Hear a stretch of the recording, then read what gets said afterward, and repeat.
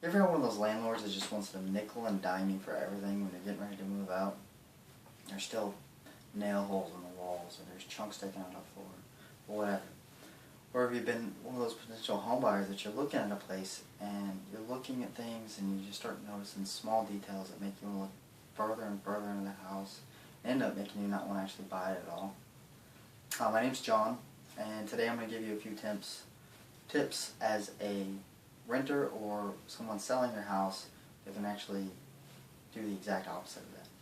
I'm going to talk to you about actually filling holes from old nails and screws and things of that nature, so that when your landlord comes to look and sees your house, he's going to look at it and be like, wow, you actually took the time to fill in the nail holes.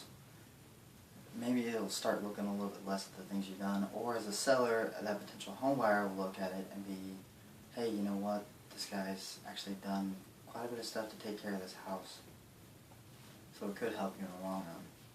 Two things I'm going to talk to you about are the actual supplies you're going to need, and on top of that, actually how to do a step-by-step process of filling in something as simple as nail holes. So, as I said, the supplies you're going to need. There's a few different things you're going to need. Spackle. You've got two different options. You've either got tubs or you've got something like this where it's actually in a tube. Personally, for nail holes and things like that, a tube's going to work better. A tub would be more if you have like long cracks or larger holes, things of that nature. A tube is actually going to allow you to get down into that hole, fill it up quite a bit better. And some spackles like this one actually go in pink and then dry white, so you know when it's ready for you.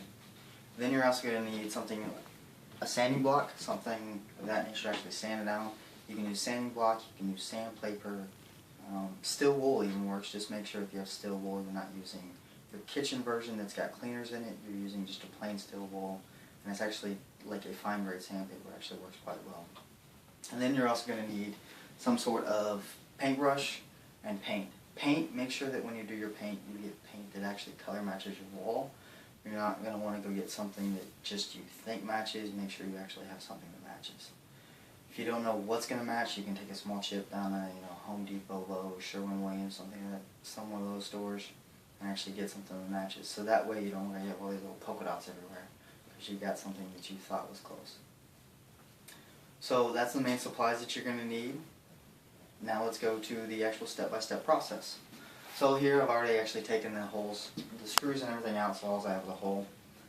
Prior to doing this, you can actually kind of sand it down a little bit so that way you have a smooth surface that you're working with. If not, a lot of those newer anchors that you'll get will actually give you a little bit of a bulge around when you pull the screw out, so make sure it's actually flat in surface. As I said, it's simple as with, especially with these tubes. You just get it down in there, you fill in, and then you bring out so you have enough on the outside so that you can give yourself a nice smooth surface. If you need to, you can just kind of smooth it down a little bit, but that's as simple as that. So as I said, this one goes in pink and dries white, so you can actually see here that this is the pink as it initially goes in. And instead of making you guys sit here this whole time and wait for me to actually wait for this one to turn white, I filled one in earlier so that way I can show you it. So up here you can actually see it's already turned white, so that means it's good to go, ready to work with. So it's as simple as this is your little sanding block, and you just slowly sand it down. Make sure you're not roughing up the wall too much. You just want to work on that spackle and get it down smooth with the wall. And you see it actually comes off fairly easy. So, that's almost finished down. So you just, a little bit more, you can work with it. It's not going to tear up your wall too much. And there you go. There's a filled in hole.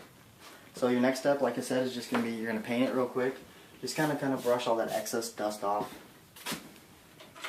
I got my color match paint and a small paintbrush. Something like this is actually going to do you a little bit better on holes like this, because houses nowadays, the walls have been painted with a sprayer or a roller. So if you go and use a bigger paintbrush, you're going to kind of notice these differences with if you take a big, thick paintbrush and you're filling in this way, so you'll have these splotches all across the wall. But if you use a smaller paintbrush, it's a lot smaller of an area for you to deal with. So just dip it down in there and just kind of quick cover up all that white. Make sure you got enough on there.